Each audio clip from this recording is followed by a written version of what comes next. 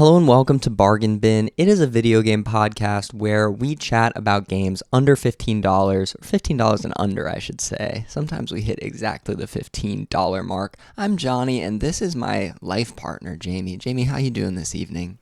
I'm doing wonderful. A little shell-shocked that I called you my life partner? A little bit. I just wasn't expecting that on the pod, but I will boast it proudly. Amazing, as you should. We're recording on our 3-year anniversary. Just a little boast from me there. And did you know I was perusing Apple Podcasts for some stats earlier, and I found out there's another show called Bargain Bin, like Gamers maybe, and it's like two folks who are gay who like review games from like a gay person's lens, and ours is just there called Bargain Bin. And dang, so we should maybe change our name. Maybe. If people care enough, maybe they could write in or something. I have an email, soildayradio@gmail.com. If you have any suggestions, you'd be my first non-automated email or like not person from Squarespace telling me that my website isn't SEO optimized enough. So go ahead and write in if you think we should have a different name. Otherwise, we'll probably stick with Bargain Bin. I don't know. I feel pretty bad that we didn't do our research and copied like another gaming podcast name. I mean, I did the research, but just on Spotify. Some podcasts are only on Apple Podcasts, particularly game podcasts. There's another really good game podcast called like Eggplant, which is like they did a whole series on UFO 50, which they might still be doing or coming to the end to, where they did an episode on all of the 50 games from UFO 50. And they go really in depth, and it's like a bunch of really famous game designers. They have great guests on. They had Bennett Foddy on. And it's only Apple Podcast? It's only on Apple Podcasts. So why? I don't Do we know why? I don't know why. Should we be only on Apple Podcast? Maybe so. Maybe that would boost our clout. Anyway, we're Bargain Bin, not Bargain Bin gamers, because we have been in a 3-year relationship, and I'm a man and Jamie's a woman. Should I cut that part out? I don't know. It is the fact. All right, maybe it'll stay in. The game we're playing this week is called Slots and Daggers. You can get it on Steam right now for $7.99. It was developed by, I believe, just one person. They go by the developer name Friedman and published by Future Friends Games.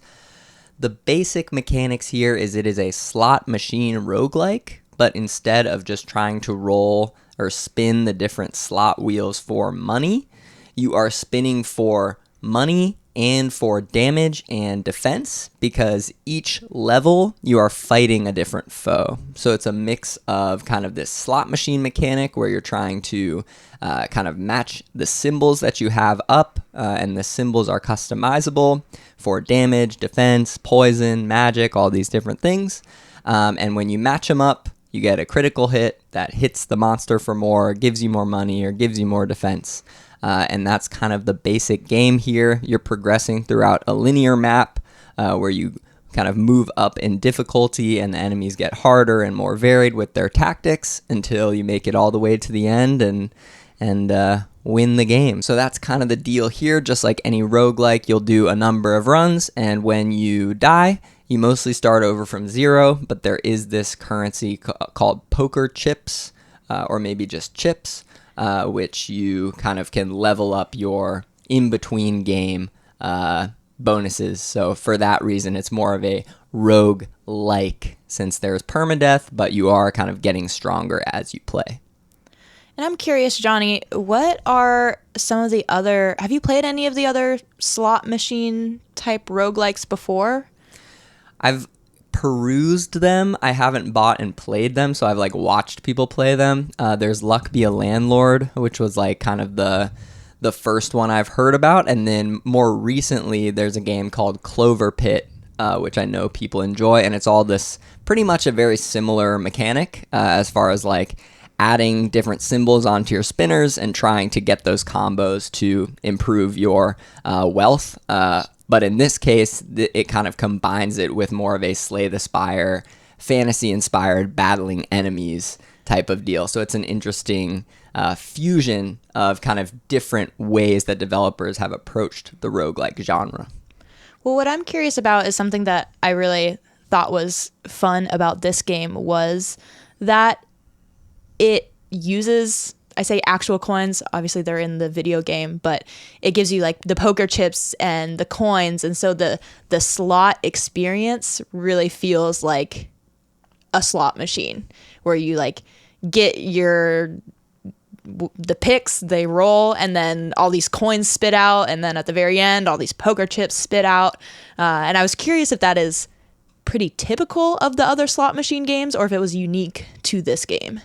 Oh yeah, that's like even more a part of the other slot machine games, because in those games you're simply trying to get as many points as you can, right? So and the points are the money. So it's like you're spinning only to get money, and in this case you're getting money to upgrade your, you know, weapons and shields and stuff. So it's actually more of a focus in the other games. Interesting. Even though it's super important in Slots and Daggers too. And one of the things I heard from the developer, which I think is just kind of right there in the intro video on Steam, is that he like put a lot into making the game feel good. So like making the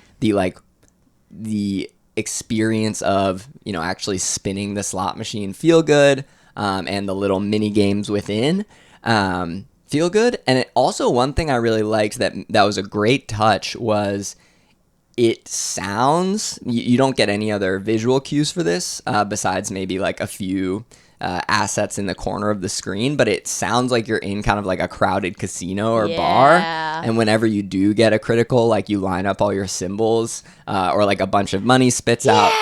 Yeah, like you can hear kind of a bunch of drunk voices being like, hell yeah. Chink, chink. Yeah.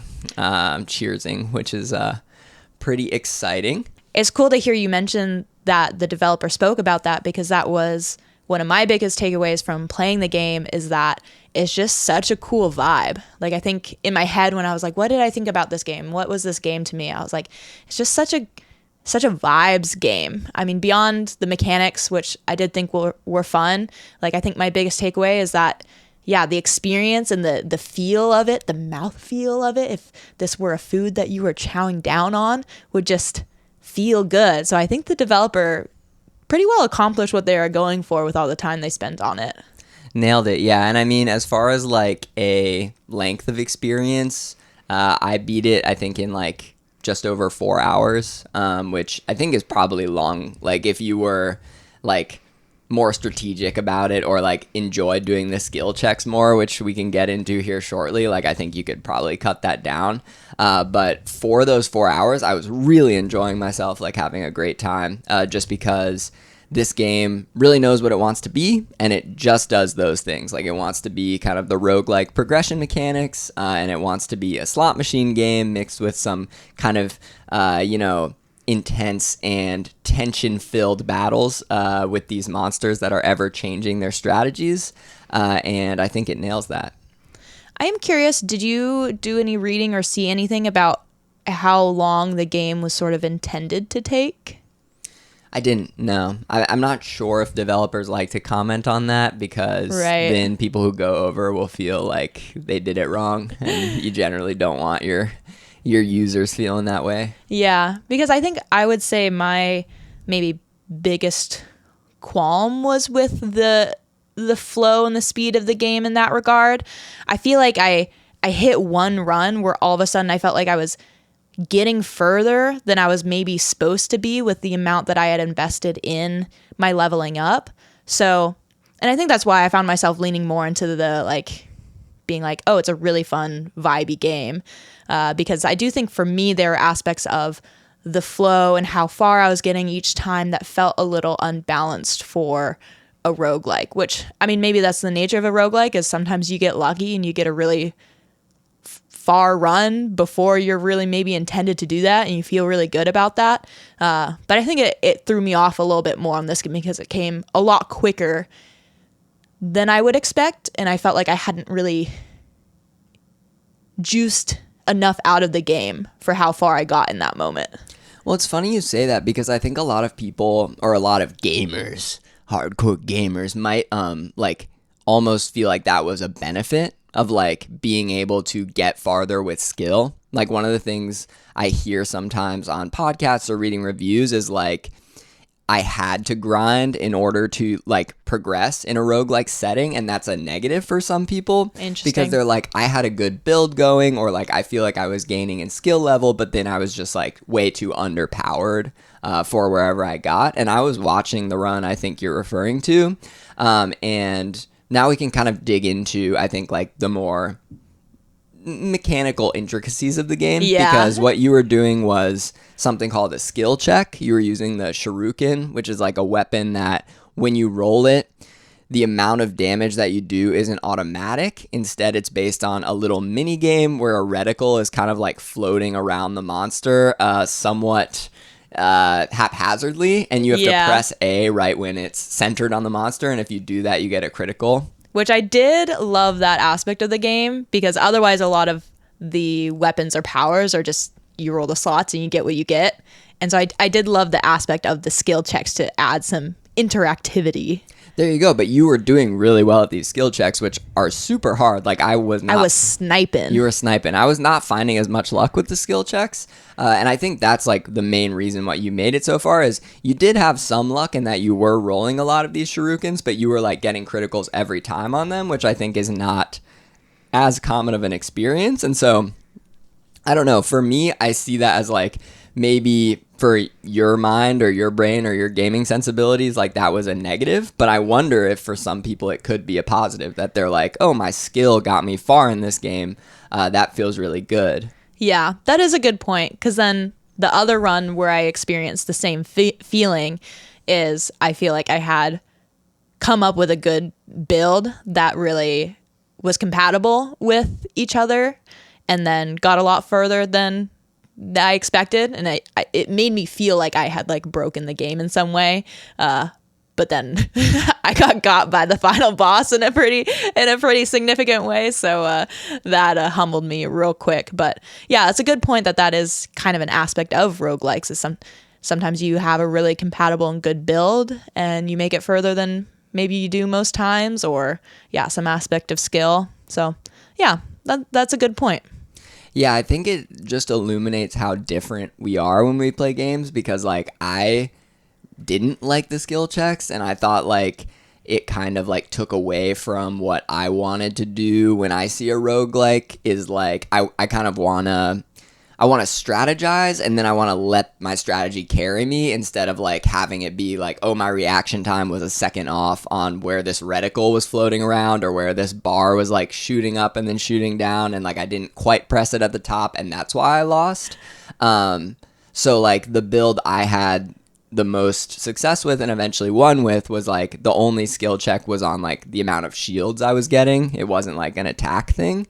Right. And that really did a lot for my mindset, because you can get somewhat deep in this game with the skill checks. Like you can have a run that's pretty much entirely reliant on you doing super well on the skill checks, which are all kind of like these little mini games that are reaction based, where you're like pressing it right when it's at the peak of like the zenith of its arc, to get your critical. Or the reticle's right on the thing. And there were some times where I like had a good build and I just like was not pressing it at the right time, and I would lose and feel pretty frustrated. And that led me to kind of like move away from the skill checks with the builds I was trying to do. Interesting. And that actually was a fun game within the game, because I was like, I know this is powerful, but I just don't want to deal with it. Like, right. I don't want to mess around with it. And so that's something that I actually give Friedman props for, because I think there are, there is some flexibility in at least the strategy you're going for. Yeah, you can choose your own adventure. That said, though, I wonder, Jamie, like, what are your thoughts on how easy it would be to win without kind of these key spinner symbols that you get later on, like the bomb, the diamond, the ×2? Like, what do you think is feasible for kind of, not an expert roguelike player, but just a casual player to win without buying those? Because to me, it felt like every successful run I was having toward the end, and eventually when I won, was very reliant on the bomb, especially for making it pretty far, which is a symbol where every time you land on it, it like gains damage that it does. And so by the end, you're doing like 1,000 damage with a bomb or more. And so every time you land on a bomb, you're like, yes, like I basically just won in one shot. I'm wondering, like, what do you think? Because to me, it felt like the player was like, or me as a player was siloed into buying those different spinner symbols. Yeah, and I think that actually maybe vocalizes more like some of what I was feeling is like, I think on the runs where I got further, I was like, it felt like, oh, this one slot like feels OP and like got me a lot further. So then I was getting further before uncovering some of the other options. So I do kind of feel like, yeah, there were some slots that really just were more overpowered and seemed like the obvious picks to take. But I mean, every game can be like that. And then like someone else can win the game with a completely different build or have different opinions. So, I mean, I was getting the feeling that that was the case. Some were just the obvious picks. But I don't know, maybe with more play. Because I don't think, I mean, you probably didn't uncover all of the available slots before winning, right?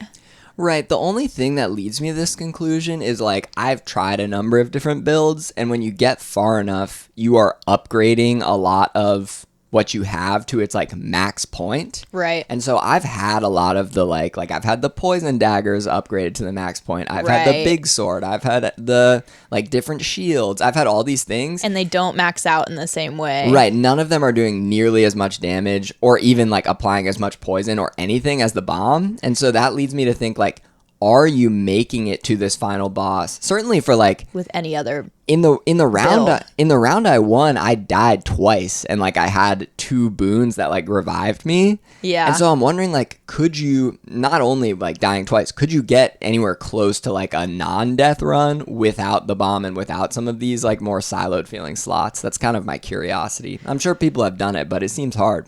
Yeah. And maybe if it tickles your fancy, like that would just be a fun way to play the game, is try to do it without those slots. Because the bomb was one of the ones that I was like, I really am curious what the developers' thoughts were on this slot, why they added it, why they made it the way it was, how intentional was it. And I think it could be fun to see what the game plays like with just ignoring that slot and seeing how much more you maybe have to invest in the boons you get after each run that kind of make you a bit stronger, make you a bit more resistant or more powerful. Because definitely the bomb seemed, it really helps you get further along. Yeah, and I mean, of the two of us, I would say like I'm the bigger like roguelike player. I've played a ton, especially deck building roguelikes. Like that's my bread and butter, my favorite genre. Yeah. Probably. And like that's where this game felt a little shallower. And just like the developer says, it's a mini roguelike experience. I think the main thing mini about it to me was just how siloed in I felt at the end. Other than that, I feel like it was a very, wholesome, rewarding experience that I would still very much recommend. But that's why for me, I don't think it's going to carry much replayability past that 4-hour mark. Is like once you've beat it, this is how I feel. Once I've beaten it, I have no desire to go back and try those things, because I know even at level 10, like the max level, my poison dagger is like barely going to touch that final boss. And if I get there and lose because I didn't have the bomb, I'm going to feel like, why'd I just put 35 minutes into this run or whatever? You're kind of given that taste of nectar way too early. Yeah, maybe the taste of nectar, and maybe I just think it's like, that's where the experience is meant to end, and that's okay. Yeah, that's fair. But I do like I said, the game within the game of like choosing between the items with skill checks or without skill checks. There are some different builds, and like learning when to pivot. Like you could have a really good early build that you need to like pivot into kind of the bomb strategy later on maybe. And that's all very interesting. I thought overall the experience was very fun, well done for what it was. Yeah. And even, again, to dive, since we've talked a lot about the mechanics and flow at this point, to dive kind of into sort of the vibeness that I did really love about it. I feel like when you pulled up the game on the Steam store page, and I saw the art, I was like, oh, like that looks cool. But it really was like opening the game up. It was another instance where I found myself kind of smiling to myself because it really just does feel so cool. Like the art is really neat, kind of pixelated, like flashing lights, very like leaning into the slot machine feel. But then there's also kind of this subtle like movement of the screen that like really adds a cool feel. It's not distracting at all, which I was really impressed with. I was like, I feel like this would get bothersome after a while, but it was just subtle enough to just add to the experience. And then, like you said, the background noise, it feels like you're kind of like in a crowded tavern playing a slot machine in the back corner. Maybe like at some point people are watching over your shoulder and cheering when you get that critical hit. And yeah, that was just one of the things I felt a lot of joy around, is like, I feel like I get more sort of a escapism tendencies than you. So I love that feeling of feeling like I'm transported into another world or environment. And I feel like I got that out of the game. Like it really kind of felt like I was in a tavern playing some fantasy based slot machine in a fantasy world. And like that was just, that I think was what was drawing me back to the game in sort of like a cozy sense. Definitely, yeah. One of the things that was striking about playing it on handheld on the Steam Deck is that like it then makes, another layer out the Steam Deck feel like that, little slot machine game. Because on the screen, like it almost looks like you're playing a little handheld slot machine, like on a table. So I really liked that. And like whenever coins come out or poker chips come out, it's very like a tangible kind of hands-on experience, which is awesome. Like hats off. It feels very tangible. Very, yeah. And playing it on, I played it on my Mac, actually. It's Mac compatible, which was a nice surprise. A lot of games are not, especially when they're $8. And it's still fun. I think it's a little less visceral for me. And using the mouse, especially for the skill checks, which I already didn't like, was clunkier for me. So another recommendation, if you have the ability to, playing this on like a handheld with a decent sized screen seems to be the way to go. Yeah. Yeah. And I would say, I guess in terms of like bugginess or glitchiness, I would say it was pretty good. I'm sure some of the smaller bugs will get ironed out just as the game goes on. I came across a few small ones, but they were never super impactful to my play. One admittedly was from me just trying to spam the A button to get my shuriken to critical hit every time as soon as it pulled up, and that kind of led to some bugginess, which maybe was intentional to keep people from breaking the skill checks just by spamming the A button. Yeah, I mean, I think overall, like when we started playing this game, it had already sold like 100,000 copies. It's been really successful in getting a lot of buzz, and I think like rightfully so. It's very, very well done for those, like I said, 4 hours. You're not going to get like a more kind of dopamine inducing 4 hours of video games. Yeah. And this is kind of something I was thinking about, because I was like, oh, like we've been playing, I mean, this game is at the $8 mark, but we had previously just played games that were at the $15 mark. I was like, I feel like that's a little bit expensive, blah, blah, blah, blah, blah, money, money, money. We all hate spending money.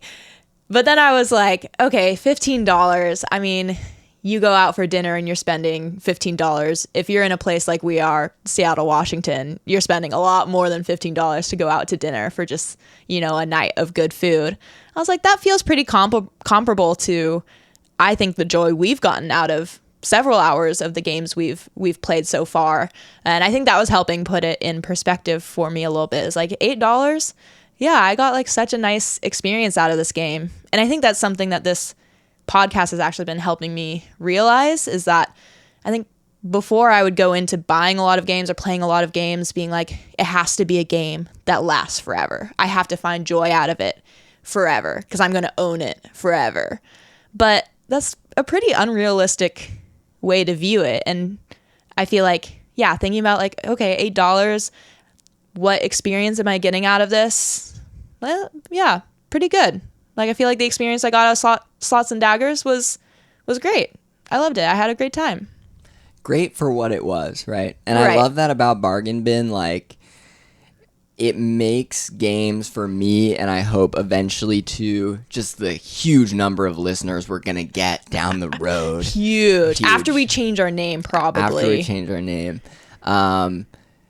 Is like having games just be fun and like low stakes and like, hey, I pulled this out of the bargain bin. Like, who cares if it's, not a masterwork? Like, I had fun with it, or it spawned these thoughts in me at least, or I'm in conversation with someone about it. That's what games should be. Yeah. Like, I'm all for, these huge budget, like great graphics, really, huge writer's room full of folks type of game. Claire Obscure. Well, maybe not the best example. Maybe like, I don't know. What's a good one? Maybe like Outer Worlds 2 is kind of what I'm talking about these days, made by Obsidian. Those games are great, but it's also like big investment of both time and money. And if you don't like it, you're kind of sitting there staring at this huge world that you kind of don't want any part of. Which is a sad feeling that can let you down and make you feel a little pessimistic about the world of games.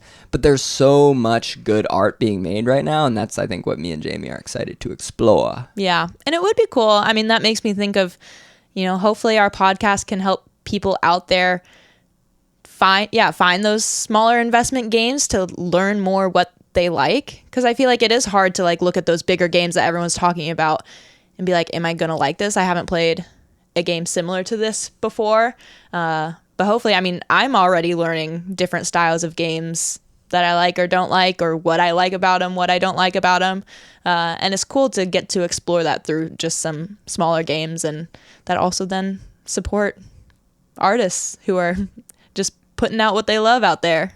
Yeah, and I mean, the two bigger games we mentioned are both RPGs, different kinds of RPGs, but like that's kind of the main style of that game these days. So, play a roguelike here, play a puzzle game there, play a, perhaps next week, potion building secret language game someplace else.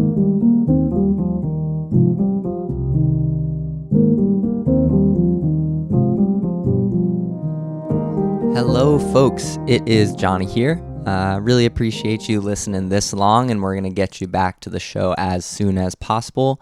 One thing I just wanted to note here is if you have been enjoying it and wouldn't mind giving us a rating on the podcast app of your choice, just clicking the 5 stars or 4 stars or 0 if you hate it. That'd be a little weird, but always appreciate the feedback. I'm just trying to get a sense of what folks are liking, what they're not. If you have more detailed reviews that you want to send along, feel free to put those in the podcast app of choice, or send me an email at soildayradio@gmail.com. Soil Day Radio is the name of my podcast network.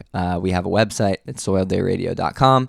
And you can check out the other shows on there, check out a little bit more about Bargain Bin, and send me an email if you'd like. That's soildayradio@gmail.com. We really appreciate your ratings and your thoughts and your ears. Thanks for listening, and we'll get you back to the end of the show now. Bye.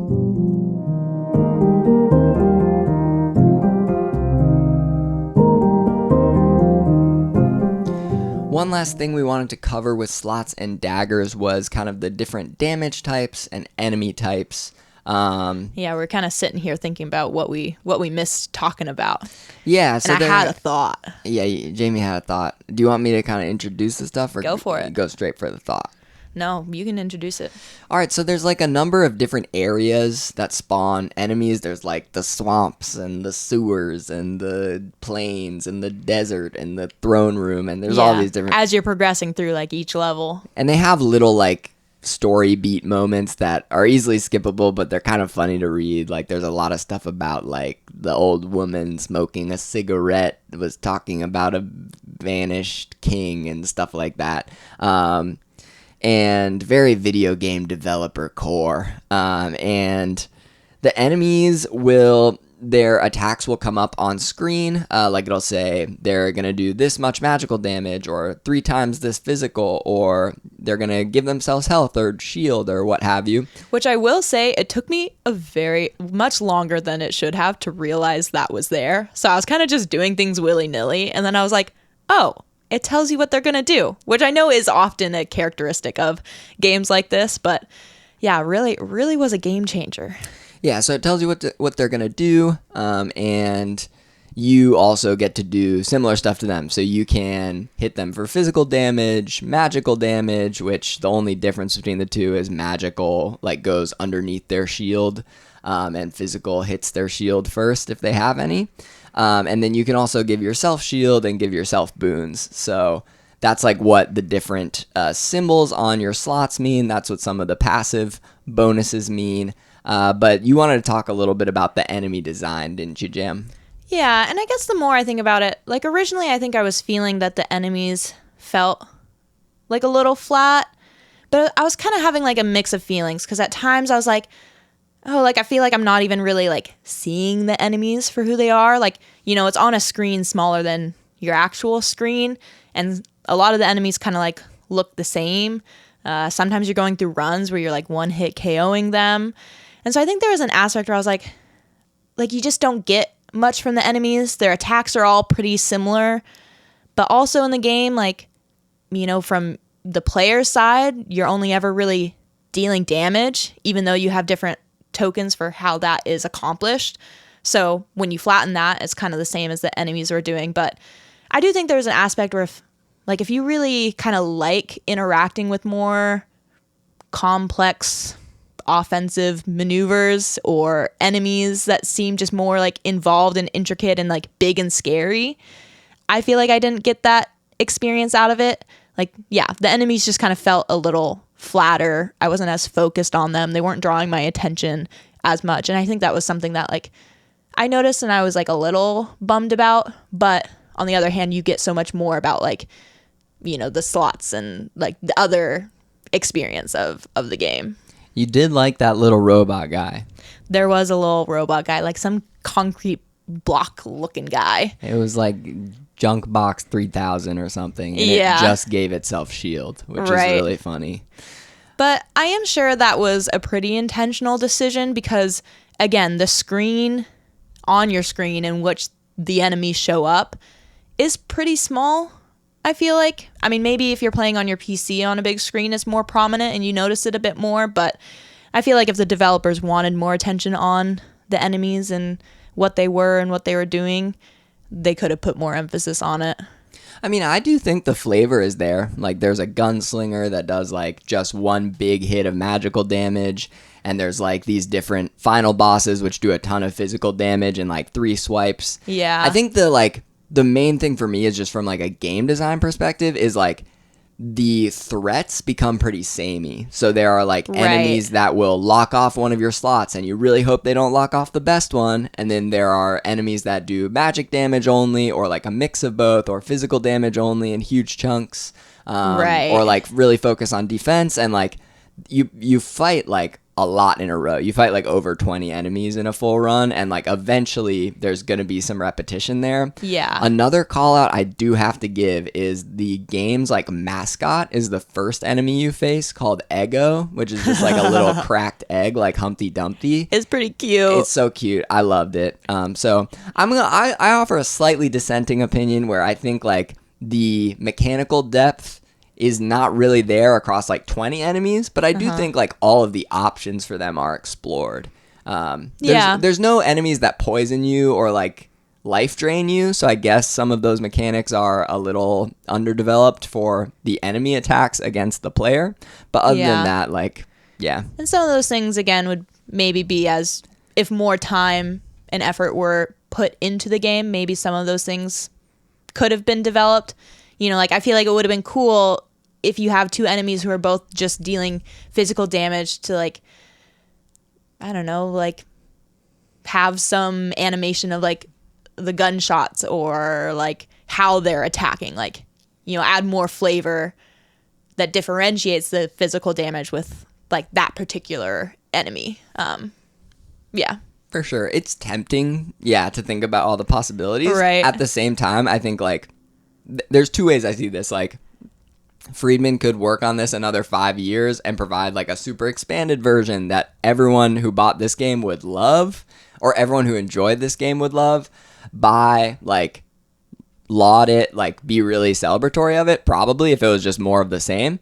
At the same time, like, I think really where this game shines and what I'm excited about having played it and having had this experience is that it is so bite-sized and that it is so, you know, it was what it was for 4 hours. I loved that. I'm not going to go back to it. And that's like a good feeling, you know, in a way. So there's kind of those two ways I can see the benefits to both, but I love that there was the way we had it. I really enjoyed it.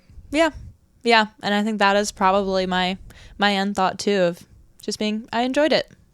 So let's move on to endorsements really quick. I think from kind of the tenor of my comments, the listeners and you can tell that it's a full endorse from me. What about you, Jamie? I feel like I wouldn't lean as much into wholehearted full endorse. We only have endorse and not endorse. I'm sorry. We're going to have to. But you know I love levels. I know you love levels, and I love know you percentages. love percentages. We can add. Like an 80% endorse. How about this? I want you to give. I endorse it. Okay. Yeah, that's what I want you to give your endorse or not endorse, and then we'll do a special Jamie percentage on the game. And don't ask what this is out of, because Jamie usually doesn't know. So go ahead. Yeah, like Claire Obscure would be like 110% endorse. Really? I actually didn't know don't you know. liked it that much. I have really enjoyed it, but I haven't finished the game. So that I just kind of said that. So that was just more misdirection. We know less about what percentages. Correct. Okay, so what percentage is Slots and Daggers? I endorse this game. Double endorse. Let's celebrate it. I think the 80% was my gut feeling. I stick with that. 80% endorse. All right. And you got a full endorse from me. You're never going to get percentages here. Moving forward to talk about binnable moments, Jamie. I watched another episode of Twin Peaks The Return today, and it got so much better. Michael Cera showed up, and the sheriff talked about, like did a quote from this song I sang in madrigals in high school randomly, and It was just great. I laughed. I didn't cry, but I did feel some feelings. There's also this cute scene where a child is like laughing at Kyle MacLachlan when he's acting, because he's acting like no spoilers, but he kind of is dazed a little bit. And the child and him have a cute scene. So loved how that was directed. I'm also playing Phoenix Wright versus Professor Layton on my 3DS. That's been a journey. And of course, more Pocket Card Jockey. I'm enjoying myself there. Jamie, what about you? Let's see. What are my binnable moments? I mean, I got less sick, which was kind of huge for me because I was not feeling well last week. Maybe you could tell by my voice on the podcast. So I don't know if that really counts as a binnable moment, but it felt like a huge dub for me. Otherwise, I've been working on a cosplay for Kaiju number 8, the character Kikoro, and I've been working on her giant battle axe and made some good progress this week, so I'm feeling good about that and excited for it to be fully done.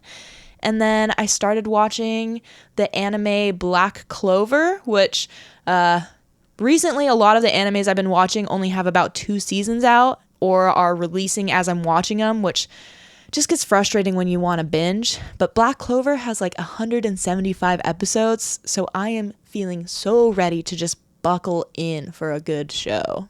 Jamie and I are going on a trip to Portugal to play in the Beach Ultimate World Championships. She's going to be back after a week and a half, and I'm traveling after until like the 27th, 28th.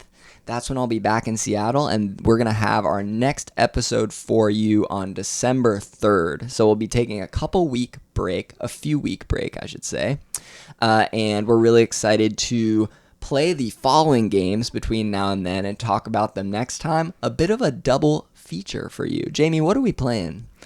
So this was my turn to pick out some games. So we're playing The Apothecary of Troubiz, which is supposedly kind of like a cozy puzzle game. It's supposed to be pretty short, maybe like 4 hours. And then we're playing Snowfall's Mystery, which, as in the name, is supposed to be sort of a mystery, I believe, point-and-click game. It's like a visual novel, I think. Yeah. I imagine it's also a bit on the shorter side because both of these games, I believe, are under $5. So some of the cheapest games we've played yet, and I'm curious what outcome we'll get out of them.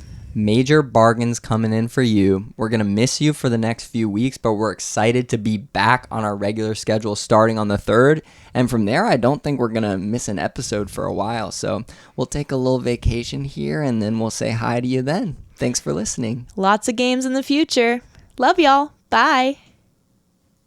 Soil Day Radio. For a community of weirdos built on words. Find out more at soildayradio.com.